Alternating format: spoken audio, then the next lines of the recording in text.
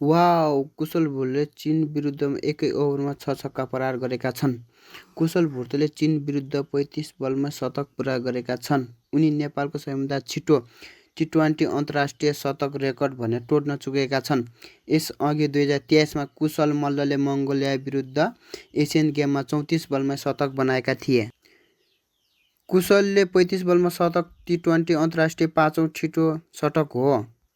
कुशल भुटले टी20 अन्तर्राष्ट्रिय 2 शतक बनाउने एकमात्र नेपाली ब्याटर बनेका छन्। उनले 4 वर्ष अघि ओमान आयोजित फिलिपिन्स विरुद्धमा टी20 विश्वकप छनौट ओमान विरुद्धमा शतक बनाएका थिए। कुशल मल्ल, दिपेन सिंह, एरिक, ज्ञानेन्द्र मल्ल, पारस खड्काले समान एक शतक बनाएका छन्। नेपालले चीन विरुद्ध बनाएको 313 रन टी20 अन्तर्राष्ट्रिय क्रिकेटमा तेस्रो सर्वाधिक टिम एकफल हो। यो विश्व रेकर्ड जिम्बाब्वेको नाममा छ, जसले गाम्बिया विरुद्धमा 2 वर्ष अघि नेपालको कीर्तिमान तोड्दै 344 रन बनाएको थियो। नेपालले एसियन गेम पुरुष छनौट प्रतियोगिता चीनलाई पराजित गर्दै सुखद सुरुवात गरेको छ। सिङ्गापुरमा जारी प्रतियोगिता नेपालले अब आफ्नो अर्को खेल जुन 4-4 मलेसिया विरुद्ध खेले। नेपालको समूहमा चीन र मलेसिया मात्र रहेकाले समूहमा शीर्ष 2 टोली सेमिफाइनलमा पुग्नेछन् र सेमिफाइनल पुग्ने बित्तिकै एसियन गेमको लागि समेत छनौट हुनेछन्। चीन विरुद्धको यो जितसँग नेपालको छनौट यात्रा बलियो बनेको छ। नेपालले चीनलाई 314 रनको विशाल लक्ष्य प्रस्तुत गरेको छ। टी20 अन्तर्राष्ट्रिय नेपालको दोस्रो ठुलो एकफल हो। नेपालले मङ्गोलिया विरुद्धमा 2023 मा बनाएको 314 रनको सर्वाधिक एकफल कीर्तिमान भने तोड्न सकेन। वाउ! कुशल भुटले चीन विरुद्धमा एकै ओभरमा 6 छक्का प्रहार गरेका छन्। कुशल भुटले चीन विरुद्ध 35 बलमा शतक पुरा गरेका छन्। उनी नेपालको सबैभन्दा छिटो टी20 अन्तर्राष्ट्रिय शतक रेकर्ड भने तोड्न चुकेका छन्। यसअघि 2023 मा कुशल मल्लले मङ्गोलिया विरुद्ध एसियन गेममा 34 बलमा शतक बनाएका थिए। कुशलले 35 बलमा शतक टी20 अन्तर्राष्ट्रिय 5औं छिटो शतक हो।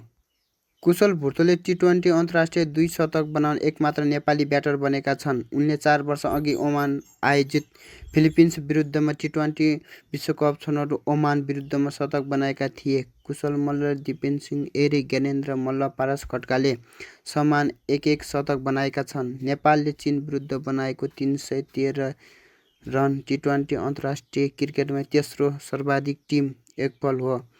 यो विश्व रेकर्ड जिम्बाब्वेको नाममा छ, जसले गाम्बिया विरुद्धमा 2 वर्ष अघि नेपालको कीर्तिमान तोड्दै 344 रन बनाएको थियो।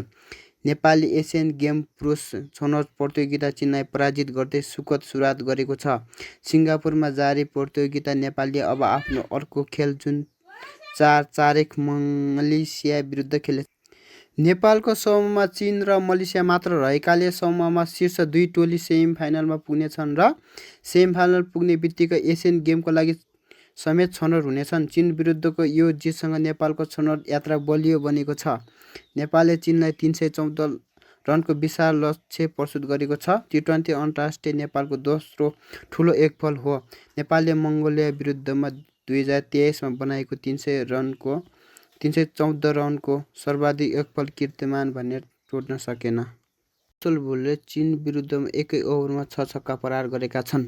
कुशल भुटले चीन विरुद्ध 35 बलमा शतक पुरा गरेका छन्। उनी नेपालको सबैभन्दा छिटो टी20 अन्तर्राष्ट्रिय शतक रेकर्ड भने तोड्न चुकेका छन्।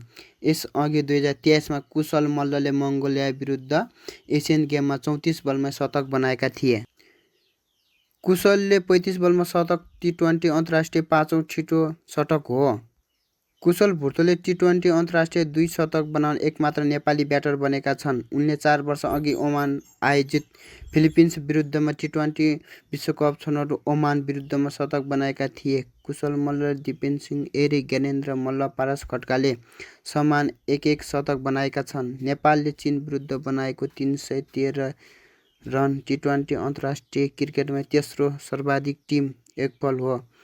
यो विश्व रेकर्ड जिम्बाब्वेको नाममा छ, जसले गाम्बिया विरुद्धमा 2 वर्ष अघि नेपालको कीर्तिमान तोड्दै 344 रन बनाएको थियो। नेपालले एसियन गेम पुरुष छनौट प्रतियोगिता